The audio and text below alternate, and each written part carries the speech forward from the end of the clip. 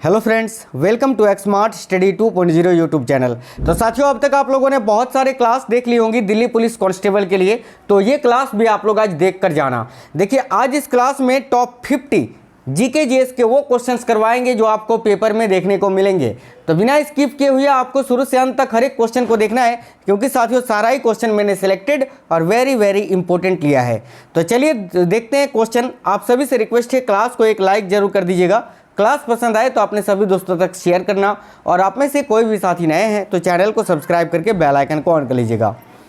देखिए, क्लास का पहला क्वेश्चन है, द समर पैलेस कहाँ स्थित है? तो ध्यान से देखिएगा, द समर पैलेस ये कहाँ पर स्थित है? तो इसका राइट आंसर होगा साथियों ऑप्शन नंबर बी, चीन में। अगला क्वेश्चन है, विश्व जनसंख्या कब 1 अरब से ऊपर पहुँच गई? यानी विश्व की जनसंख्या कब 1 अरब से ऊपर पहुँच गई थी? तो देखिए, यहाँ आपका करेक्ट आंसर हो जाएगा सन 1800 ईस्वी में, है ना। 1800 ईस्वी में ही जो है पूरे विश्व की जनसंख्या 1 अरब से ऊपर पहुँच गई थी। ग्रैंड कैनियन नेशनल पार्क किस देश में स्थित है? बहुत ही अच्छा क्वेश्चन है, वेरी वेरी इंपॉर्टेंट क्वेश्चन है। देखिएगा, ग्रैंड कैनियन नेशनल पार्क ये किस देश में स्थित है? तो राइट आंसर होगा option number C, the United States of America में। तो साथियों अमेरिका करेक्ट हो जाएगा, ऑप्शन नंबर सी। अगला क्वेश्चन है, किस राष्ट्र को लेबनान में तेल रिसाव से नुकसान के कारण संयुक्त राष्ट्र द्वारा दंडित किया गया है? तो देखिए, इनमें से वो कौन सा राष्ट्र है जिसको लेबनान में तेल रिसाव से नुकसान के कारण संयुक्त राष्ट्र के द्वारा दंडित किया गया है? तो देखिए, बहुत ही अच्छा क्वेश्चन है साथियों, आपको याद रखना है इजराइल, ऑप्शन नंबर सी। आगे देखिए, किस काल की लिपि को चित्राक्षर लिपि कहा जाता है? तो ध्यान से देखिए, इनमें से वो कौन सा काल की लिपि है जिसको चित्राक्षर लिपि कहा जाता है? तो याद रखिए सिंधु काल की लिपि को। ऑप्शन नंबर बी राइट होगा, सिंधु काल। उच्च स्तरीय इंडियन स्कूल ऑफ बिजनेस, है ना, यानी ISB, जो कि उच्च स्तरीय इंडियन स्कूल ऑफ बिजनेस है, ये कहाँ पर स्थित है? तो याद रखिएगा साथियों, ISB यानी इंडियन स्कूल ऑफ बिजनेस ये हैदराबाद में स्थित है। Option number D, Hyderabad. Indira Gandhi राष्ट्रीय मुक्त विश्वविद्यालय की स्थापना कब हुई थी? यानी Indira Gandhi national open university, जिसको बोलते हैं इग्नू, है ना, Indira Gandhi national open university, IGNOU. तो इग्नू की स्थापना जो है ये कब हुई थी? तो देखिए, राइट आंसर होगा 1985 में। इसका हेडक्वार्टर नई दिल्ली में स्थित है। देखिए, इनमें से किस पर्वतीय स्थल का नाम का अर्थ है वज्रपात स्थल? तो देखिएगा साथियों, इनमें से कौन सा वो पर्वतीय स्थल है जिसके नाम का अर्थ है वज्रपात स्थल? तो याद रखिएगा दार्जिलिंग का। ऑप्शन नंबर बी राइट है, दार्जिलिंग। नव नालंदा महाविहार किसके लिए विख्यात है?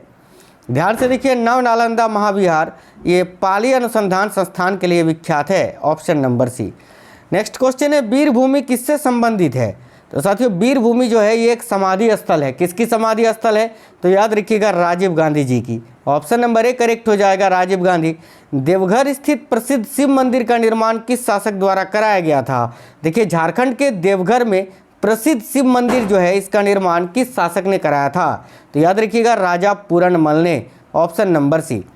पैगंबर मोहम्मद के जन्मदिन के उपलक्ष्य में कौन सा त्यौहार मनाया जाता है?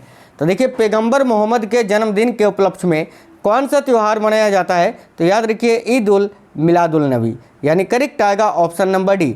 नेक्स्ट क्वेश्चन है, सागा दावा किस धर्म का प्रमुख पर्व है?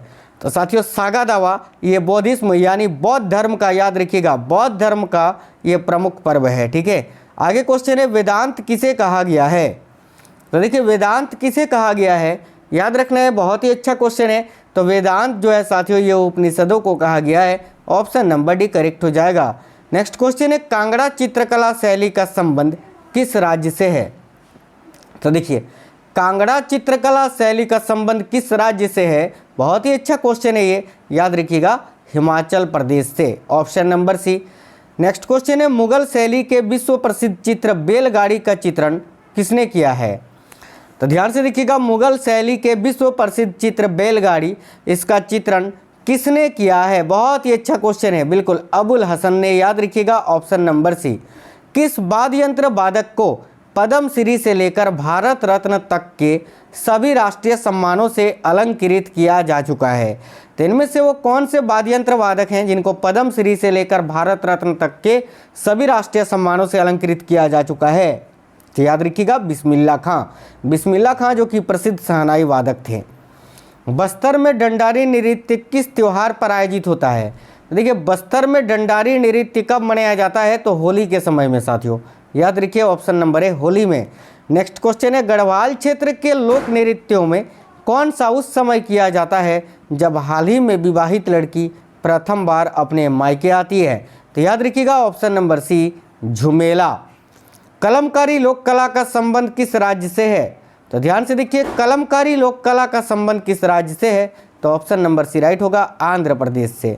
नेक्स्ट क्वेश्चन है राष्ट्रीय प्रौद्योगिकी दिवस यानी नेशनल टेक्नोलॉजी डे हर वर्ष कब मनाया जाता है, तो साथियों राष्ट्रीय प्रौद्योगिकी दिवस जो है ये हर वर्ष 11 मई को मनाया जाता है, याद रखिएगा ऑप्शन नंबर ए 11 मई को। नेक्स्ट क्वेश्चन है केंद्रीय औषधि अनुसंधान केंद्र कहाँ पर स्थित है, तो साथियों देखिए केंद्रीय औषधि अनुसंधान केंद्र जो है ये लखनऊ में स्थित है, याद रखिएगा option number B Lucknow.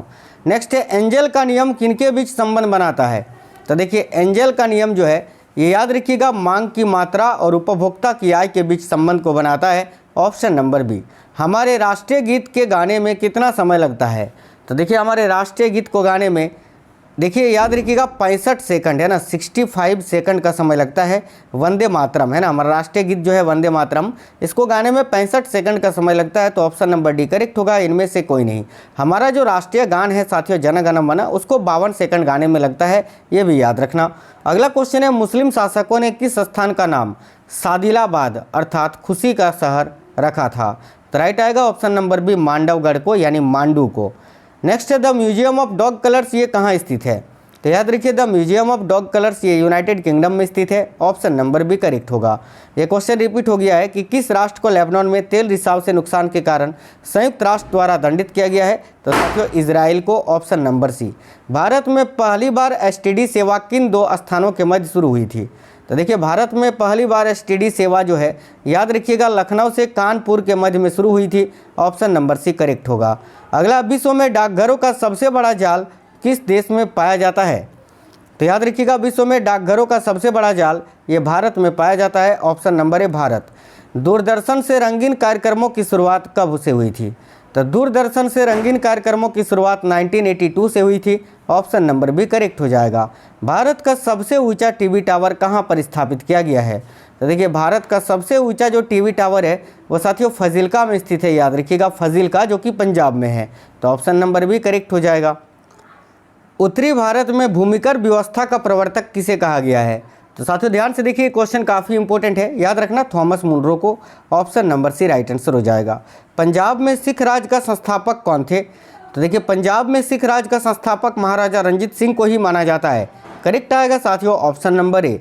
Next question है इनमें से किस सिख गुरु को बाकला द बाबा कहा जाता है, तो याद रखिए गुरु तेग बहादुर को बाकला द बाबा कहा जाता है। बंगाल के नवाब अली वर्दी खां का उत्तराधिकारी कौन हुआ, तो ध्यान से देखिए बंगाल के नवाब अली वर्दी खां का उत्तराधिकारी कौन था, तो याद रखिए बहुत ही अच्छा क्वेश्चन है, देखिए सिराजुद्दौला करेक्ट आंसर हो जाएगा साथियों ऑप्शन नंबर बी। भारत में तंबाकू के प्रचलन का श्रेय किसे दिया जाता है, तो याद रखिए भारत में तंबाकू के प्रचलन का श्रेय ये पुर्तगालियों को दिया जाता है, ऑप्शन नंबर सी पुर्तगाली। नेक्स्ट है दीवान बजीरात एक कुल नामक नए पद की स्थापना किसने की, तो दीवान बजीरात एक कुल नामक नए पद की स्थापना किसने की थी, काफ़ी अच्छा क्वेश्चन है, बिल्कुल अकबर ने, याद रखिएगा ऑप्शन नंबर सी अकबर ने। गुलबदन बेगम ये किसकी पुत्री थी, तो गुलबदन बेगम इन्होंने हुमायूं नामा की रचना की थी, याद रखना, और ये बाबर की पुत्री थी, ऑप्शन नंबर बी बाबर। फारसी में रचित मजमा उल बहरेन जिसमें सूफी मत व हिंदू मत का तुलनात्मक वर्णन है, इसके रचयिता कौन है, तो साथियों इसके रचयिता है शाहजहां के पुत्र Dara Shikoh, option number B. Next है अकबर जिस सूफी संत का आदर करता था और जिसके आशीर्वाद से शहजादा सलीम यानी जहांगीर का जन्म हुआ था वह कौन था, तो याद रखिए राइट आएगा Sheikh Salim Chishti, option number D. दक्षिण भारत का वह संत कौन था जिसने अपना अधिकांश जीवन उत्तर भारत के वृंदावन में बिताया था, तो देखिए करेक्ट हो जाएगा ऑप्शन नंबर सी निम्बार्क आचार्य। रामानुजाचार्य को किस कट्टर से मतवालंबी चोल शासक के धमकी के कारण देखिए त्रिचिरापल्ली छोड़कर मैसूर जाना पड़ा था, तो याद रखिए कुलोतुंग प्रथम के, ऑप्शन नंबर बी। नेक्स्ट है विजयनगर काल में ग्रामीण शासकीय इकाई पर शासन के लिए 12 व्यक्तियों को नियुक्त किया जाता था जिसे क्या कहा जाता था, तो याद रखिएगा Iyengar, option number B. Harihara एवं बुक्का ने जिस संत के प्रभाव में आकर विजयनगर राज्य की स्थापना की उसका नाम क्या था। तो देखिए बहुत ही अच्छा क्वेश्चन है। हरिहर और बुक्का जिन्होंने 1336 ईस्वी में विजयनगर साम्राज्य की स्थापना की थी, आपको बताना है किस संत के प्रभाव में आकर, तो Madhav Vidyaranya, option number A. Nalanda विश्वविद्यालय के विनाश का कारण क्या था। देखिए नालंदा विश्वविद्यालय का विनाश किया था बख्तियार काकी खिलजी ने, जो कि मुसलमान थे, तो करेक्ट आएगा ऑप्शन नंबर ए मुसलमान। अगला क्वेश्चन है अलाउद्दीन खिलजी के आक्रमण के समय देवगिरी का शासक कौन था। तो देखिए अलाउद्दीन खिलजी के आक्रमण के समय देवगिरी का शासक था रामचंद्र देव, ऑप्शन नंबर ए राइट है। उत्तरी भारत की प्रथम मुस्लिम महिला शासक, दिल्ली पर राज करने वाली प्रथम महिला शासक कौन थी। देखिए उत्तरी भारत की प्रथम मुस्लिम महिला शासक पूछे या तो दिल्ली पर राज करने वाली प्रथम महिला शासक पूछे, याद रखिए रजिया सुल्तान करेक्ट आएगा, जो कि इल्तुतमिश की बेटी थी। रावण की खाई, दशावतार मंदिर और कैलाश गुफा मंदिर आदि कहाँ मिलते हैं। तो राइट आएगा ऑप्शन नंबर ए एलोरा में। प्रशासन के क्षेत्र में चोल राजवंश का मुख्य योगदान क्या है। तो देखिए प्रशासन के क्षेत्र में चोल राजवंश का मुख्य योगदान क्या है, तो सुसंगठित स्थानीय स्वशासन में, option number D right answer हो जाएगा। एडवर्ड जेनर किस रोग से जुड़े हुए हैं। तो एडवर्ड जेनर जो हैं, याद रखिए इन्होंने चेचक के टीके की खोज की थी साथियों, तो चेचक करेक्ट आंसर हो जाएगा। अगला है खुराना यानी हरगोविंद खुराना को किस आविष्कार के लिए सम्मानित किया गया था। तो याद रखिए डॉक्टर हरगोविंद खुराना को किस आविष्कार के लिए, तो जीन संश्लेषण के लिए इनको नोबेल पुरस्कार दिया गया था चिकित्सा के क्षेत्र में, तो ऑप्शन नंबर भी करेक्ट होगा। साथियों ये 50 क्वेश्चंस बहुत ही महत्वपूर्ण थे। आपको क्लास कैसा लगा है कमेंट बॉक्स में बताइएगा, और इस क्लास को अपने सभी दोस्तों तक जरूर शेयर कर दीजिएगा, क्लास को लाइक कर दीजिएगा, ठीक है। मिलेंगे आपसे नेक्स्ट वीडियो में, नेक्स्ट क्लास में, तब तक बिल्कुल स्वस्थ रहें। जय हिंद सभी साथियों को, वंदे मातरम।